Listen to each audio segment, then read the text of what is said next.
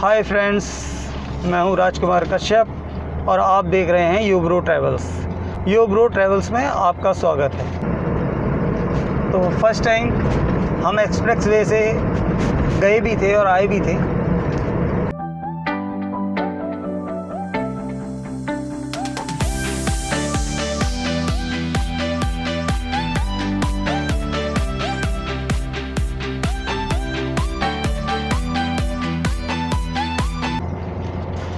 अभी हमने सीएनजी अपनी गाड़ी में डलवा लिए दोस्तों, और सीएनजी डलवा करके अब हम NH2 पर वापस अभी आने वाले हैं।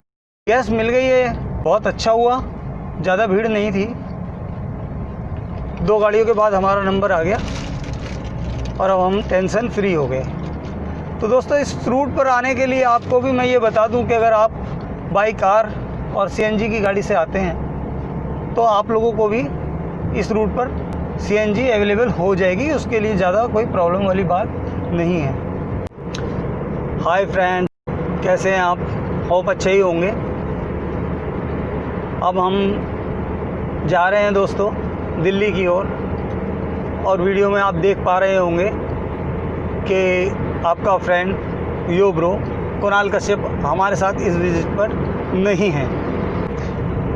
और अभी फ़िलहाल हमारे साथ में जो कैमरामैन मिस्टर टिटू, तो यह टिटू आए करो। आज मेरे साथ में मेरी सबसे ज़्यादा बेहद बहुत प्यारी भांजी है, जिसे मैंने शुरू से, यानी कि जब पैदा हुई थी लगभग जब से ही, बच्चा जैसे कहते हैं कि सबसे पहले माँ बोलना सीखता है, माँ नहीं मामा बोलना सीखा था, और ये मेरे साथ जब से ही रहती है। और आप बिलीव करेंगे, अपने माँ अपने फादर के बिना ये बच्चा कल मेरे साथ जर्नी पे आया। पिछला जो अभी सैटरडे गया है उसमें भी हमने, आपने देखा होगा, एक्सप्रेस वे से हम लोग गए थे। तो उस समय मेरी बेटी का ही एग्ज़ाम, कंचन कश्यप का ही एग्ज़ाम था, तो वो पीओ की पोस्ट के लिए था, जबकि अब की बार इस संडे जो एग्ज़ाम दिया है वो क्लरिकल पोस्ट के लिए है। तो दोस्तों, पहला विजिट हमने आपको सारा जो व्यू दिखाया था वो एक्सप्रेस वे का था, और ये जो आप हमारे साथ जर्नी कर रहे हैं ये NH2 जो नेशनल हाईवे 2 है, और आगरा से दिल्ली के लिए जो रूट है उस रूट पर हम इस समय चल रहे हैं। मेरे साथ में मेरी कज़न सिस्टर भी है। हाय। इसका नाम वैसे आल्या है और हम इसे प्यार से परी बुलाते हैं। तो आज ये पहली बार आई है वीडियो में। कैसा लग रहा है परी? अच्छा लग रहा है। अच्छा लग रहा है? अच्छा लग रहा है तो जोर से बोलो। अच्छा लग रहा है। क्लास कौन सी है? 4th class. तो मेरी कज़न सिस्टर है, बहुत प्यारी है ये।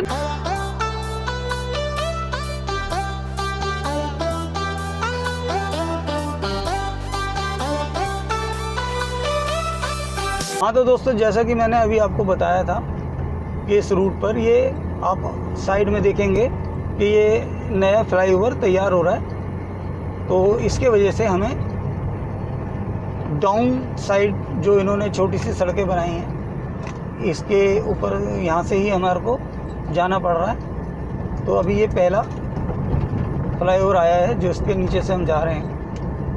तो मुझे ऐसा फ्लाईओवर पे ऐसा लग तो रहा है कि जैसे कि रात के जितना ट्रैफिक इस समय अभी नहीं है, जैसे हमारे साथ में था। हमारे को अपने बेटी का जो एग्ज़ाम दिलाना था, तो उसकी ना एक टाइम की सीमा होती है इस तरीके से कि भाई इस टाइम तक आपको पहुंचना ही पहुंचना है, और उसके बाद में अगर आप 2 मिनट भी एक्स्ट्रा लेट है ना तो गार्ड आपको अंदर एंट्री नहीं देंगे।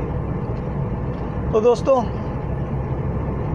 सही समय पर पहुंचने के लिए अगर आप इस रूट से, बाय द वे मैं ये नहीं कह रहा, आपको अगर इस रूट से आना है और कहीं भी जाना है और आप किसी टाइम के बाउंडेशन के साथ बंधे हुए हैं, तो मैं समझता हूँ तो लगभग अभी 1 साल, मेरे को नहीं लगता है कि 1 साल से पहले ये काम कंप्लीट हो पाएगा।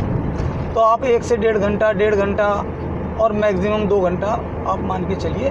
तो इतना टाइम आप एक्स्ट्रा लेके चलिए अगर आप NH2 मथुरा रोड पर जर्नी करने के लिए निकलते हैं।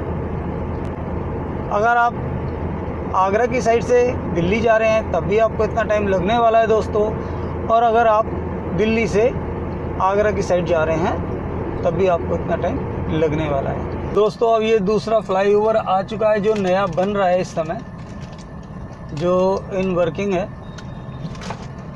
और आप देख रहे होंगे कि इस फ्लाईओवर के भी हमें साइड से ही निकलना पड़ रहा है, जिसमें कि हमारे आगे बड़े बड़े ट्रक जा रहे हैं और साथ में छोटी छोटी गाड़ियां भी और टू व्हीलर भी निकल रहे हैं। तो दोस्तों बस यही है कि अगर आप पीक टाइम में होते हैं तो उस समय रश थोड़ा सा ज़्यादा होता है, और खैर हाईवे पे तो किसी भी टाइम कोई भी कंडीशन का पता ही नहीं होता कि आपको कितना जाम मिल जाए और कितना रास्ता खुला मिल जाए। मगर हाँ दोस्तों, अगर NH2 से अगर आप दिल्ली से आगरा या आगरा से दिल्ली के रूट पर अगर जा रहे हैं तो आपको ये कम से कम जो मैंने बताए थे ये फ्लाईओवर, इनका सामना तो करना ही पड़ेगा, और ये आपका टाइम वेस्ट करने वाले हैं। अगर आपको दोस्तों इसमें इस टूर के अंदर अपना कीमती समय बचाना है तो आप एक्सप्रेस वे से अपना टूर करें, और जब तक ये फ्लाईओवर नहीं बन जाते हैं तो कम से कम एक्सप्रेस वे से ही जाने में समझदारी है दोस्तों। और हाँ, एक चीज़ मैं आपको और बताना चाहूँगा दोस्तों, आज भी बहुत सी कंडीशन इस टाइप से हैं, जैसे अगर आपकी गाड़ी के ऊपर बाय द वे फास्टैग नहीं लगा हुआ है तो आपको टोल का डबल चार्ज देना होगा, आते टाइम भी और जाते टाइम भी। जबकि अगर आप एक्सप्रेस वे से अपना टूर कर रहे हैं और आप एक्सप्रेस वे से जा रहे हैं तो वहाँ पर आपसे वो डबल टोल का पैसा वसूलते नहीं हैं, वो सिंगल टोल ही लेते हैं, आपकी गाड़ी पर फास्टैग हो या ना हो। मगर फ़िलहाल अगर आप NH2 से निकलते हैं तो आपको इन दोनों चीज़ों को झेलना ही पड़ेगा दोस्तों। हाय फ्रेंड्स, जैसा कि आप देख रहे हैं इस समय हम प्रकाश ढाबे पे रुके हुए हैं, और जब भी हम मथुरा या आगरा की साइड से आते हैं या बालाजी भी जाते हैं तब भी हमारा ये रूट जब भी बनता है तो हम यहाँ प्रकाश ढाबा है इस पर रुक करके खाना वाना खाते हैं, और यहाँ का खाना बहुत अच्छा और अच्छे रेटों पर होता है। रेट भी कोई ज़्यादा नहीं होते और बहुत बढ़िया रेट होते हैं। तो दोस्तों मैं आपको ये प्रकाश ढाबा दिखा रहा हूँ इस समय, और अगर आप इसे देखें और इस रूट से आना जाना हो आपका तो आप यहाँ पे खाना वाना खा सकते हैं। बहुत अच्छा खाना होता है और प्राइस भी कोई ज़्यादा नहीं है, और आपके बच्चों के मनोरंजन के लिए यहाँ पे छोटे छोटे झूले भी लगे हुए हैं। और आप जब भी देखेंगे कभी किसी छोटे ढाबे पे आप रुक जाते हैं तो उनके रेट भी ज़्यादा होते हैं और खाने की क्वालिटी भी अच्छी नहीं होती।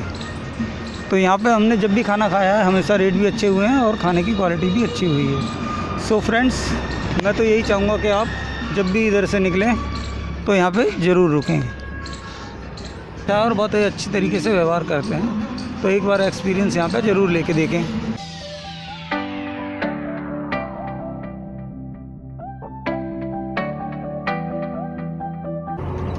तो फ्रेंड्स, जैसा कि आप देख रहे हैं यहाँ पे ये मशीनें लगी हुई हैं, काम भी हो रहा है। तो काफ़ी फ्लाईओवर्स इस रूट पे बनाए जा रहे हैं, जिसमें से इस पे तो फिर भी काम चल रहा है, बहुत से फ्लाईओवरों पे काम भी नहीं चल रहा है दोस्तों, और गाड़ियाँ यहाँ पर रुक जाती हैं, स्टॉप हो जाती हैं।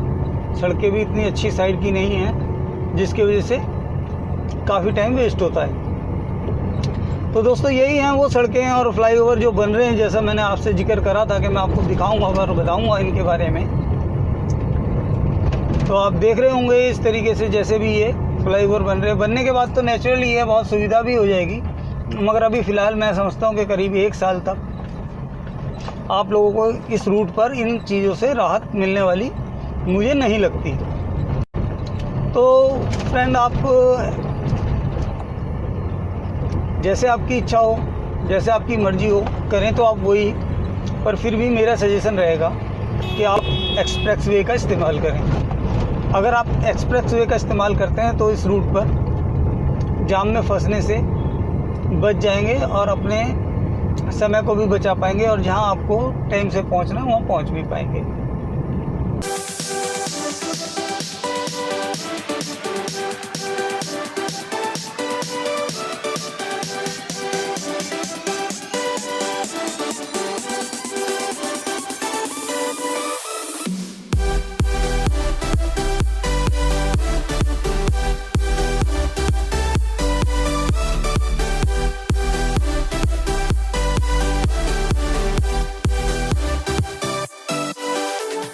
तो फ्रेंड्स, मैं आपसे यही बोलूँगा कि जितना ज़्यादा से ज़्यादा हो सके चैनल को सब्सक्राइब करें, लाइक करें, कमेंट करें और ज़्यादा से ज़्यादा शेयर करें। तो फ्रेंड्स, अब हम पहुंच गए हैं फ़रीदाबाद में।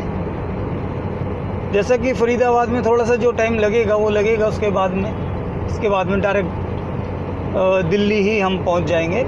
आपको इंस्टीट्यूट के बारे में बता दिया है, दिखा दिया है कि वो कहाँ पर है, कैसे है। हाँ, शायद मैंने आपको ये नहीं बताया कि वहाँ जाने के लिए टाइम कितना लगता है। इंस्टीट्यूट पे पिछले सैटरडे जब मैं आया था तो एक्सप्रेस वे से आया था, तो मेरे को करीब 4 साढ़े 4 घंटे लग गए थे। तो मुझे ऐसा लगा था जैसे कि मेरे को ज़्यादा टाइम लगा है दोस्तों, और मुझे ऐसा लग रहा था कि अगर मैं NH2 से आता तो शायद मुझे कम टाइम लगता।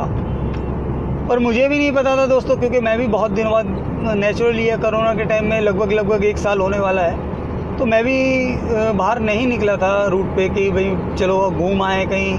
यहाँ तक कि मैं बांके बिहारी काफ़ी टाइम आता जाता रहता हूँ, बालाजी भी ज़्यादा आता रहता हूँ, पर फिर भी इस रूट पे आना जाना कुछ भी नहीं हुआ। तो दोस्तों, इस बीच में जितने भी फ्लाईओवर थे, वैसे तो मैंने देखा है कोरोना के टाइम में जितने भी मैक्सिमम मंदिर बनने शुरू हो गए, सड़कें बननी शुरू हो गई, बहुत सारे काम ऐसे हैं दोस्तों जो मतलब जिसको भी मौका मिला उन्होंने करे, और अच्छा है, करना भी चाहिए, क्योंकि इन फ्यूचर आगे इसका फ़ायदा आप लोगों को, हम लोगों को, सबको ही मिलना है, तो बहुत अच्छा है। तो फ्रेंड्स, हम आ चुके हैं फ़रीदाबाद में, और अभी ये पहला मेट्रो स्टेशन आया है।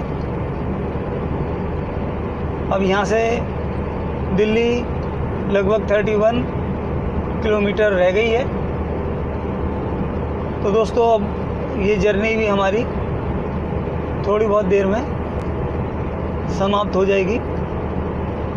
उम्मीद करता हूँ कि आपको मेरी इस वीडियो से कहीं ना कहीं लाभ ज़रूर मिलेगा, और फर्स्ट टाइम आने पर जो प्रॉब्लम मुझे फेस करनी पड़ी, हो सकता है इस वीडियो देखने से आपको वो प्रॉब्लम फेस ना करनी पड़े, और मुझे बहुत खुशी होगी अगर एक भी बच्चा हमारी इस वीडियो को देख करके आराम से इजीली वहाँ पहुँचता है और जाके अपना एग्ज़ाम देता है, और वो हमारे को कमेंट में बताता है कि हम आपकी वीडियो देख करके वहाँ पहुँचे और हमारे को ये सुविधा हुई, तो मुझे बहुत खुशी होगी। और दोस्तों, अगर आप टाइम से पहुंच सकते हैं तो बहुत अच्छा है, और अगर आपको लगता है कि हाँ आप इतनी जल्दी वहाँ नहीं पहुंच सकते, तो आप एक दिन पहले भी जा सकते हैं, और बहुत ज़्यादा बड़ा डिफरेंस नहीं है। बांके बिहारी मंदिर के पास में कुछ गेस्ट हाउस हैं, धर्मशालाएँ हैं, अगर आप वहाँ जा कर के रुक जाते हैं रात में तो कोई प्रॉब्लम नहीं है। आप वहाँ से अगर आपका सुबह या शाम को किसी भी टाइम अगर एग्ज़ाम है तो आप वहाँ से इजीली जा सकते हैं, कोई ज़्यादा प्रॉब्लम नहीं आएगी। और दोस्तों, मैं आपको ये भी बताना चाहूँगा कि वहाँ का रूम का कोई बहुत ज़्यादा खर्चा नहीं है। अगर आप 2 से 3 आदमी हैं तो ज़्यादा से ज़्यादा 500-600 रुपये के अंदर आपको रूम मिल जाता है, और बहुत से तो ऐसे हैं जो 500-600 रुपये में आपको AC रूम भी प्रोवाइड करा देते हैं। और आपकी कन्वेंस की गाड़ी की अगर आप खड़ी करना चाहते हैं तो वो भी सुविधा वहाँ मिल जाती है। तो दोस्तों, अब हम धीरे धीरे बढ़ रहे हैं दिल्ली की तरफ, और थोड़ी बहुत देर में हम दिल्ली पहुंच जाएंगे।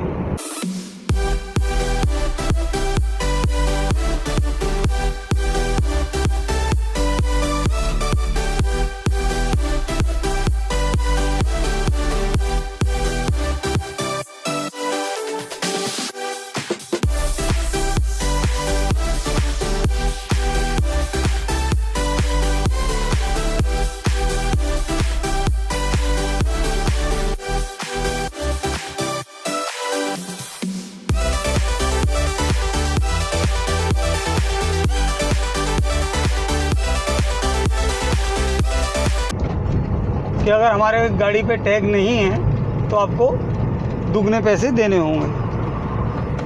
तो हमारे को यहाँ पे दुगने पैसे टोल पर देने पड़े, जो 26 बनते हैं, पर हमें देने पड़े 52।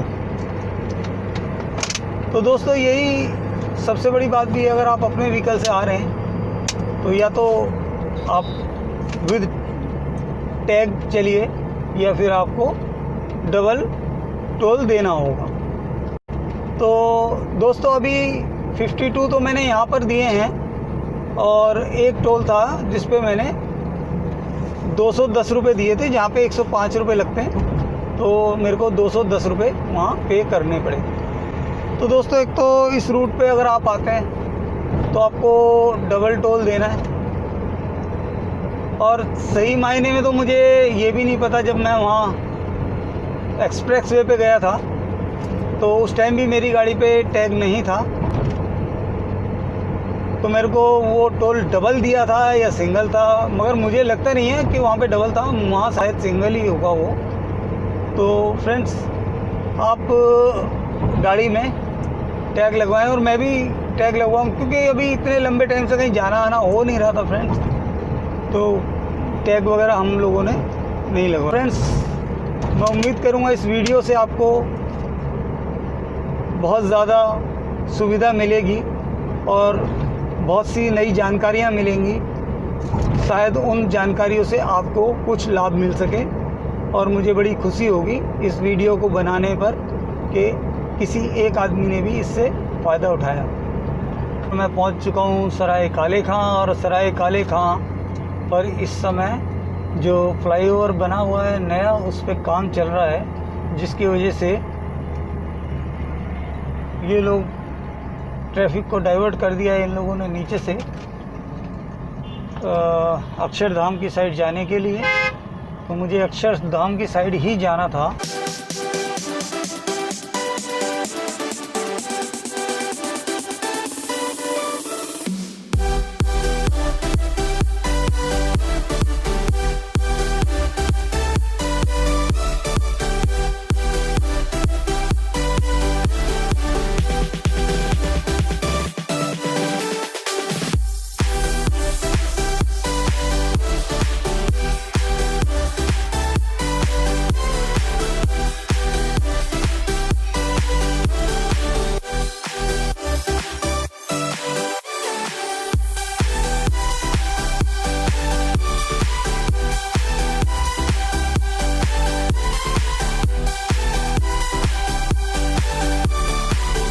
थैंक यू, धन्यवाद, जय हिंद, जय भारत।